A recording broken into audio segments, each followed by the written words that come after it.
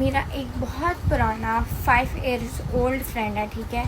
میری اکاؤنٹ کی لگی ہوئی 3rd یا 4th ویڈیو آپ پوری دیکھیں گے تو آپ کو پتہ چل جائے گا کیا حقیقت ہے کیا نہیں. آپ کو ایڈ کر کے پوڈ کاسٹ بنانے والے کتوں کے بارے میں پتہ چل جائے گا وہ کتنا سچ بول رہے ہیں اور وہ کتنا جھوٹ بول رہے ہیں.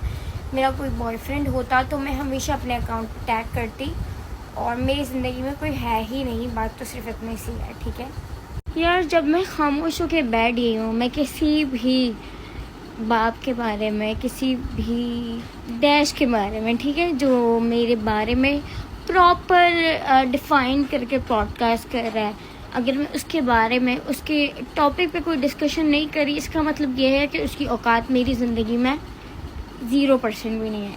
صحیح ہے.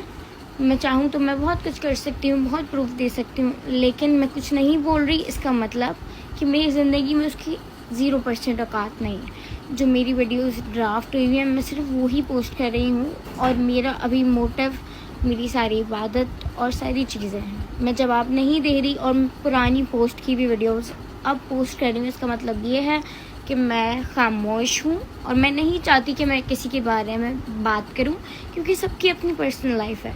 تو آپ لوگ اپنی پرسنل لائف جیو، میری اپنی پرسنل لائف ہے، خوش رہو، ٹھیک ہے. بھائی مجھے یہ سمجھ نہیں آ رہی کہ میں نے تمہارے بارے میں بالکل سنگل پرسن بولنا چھوڑ دیا.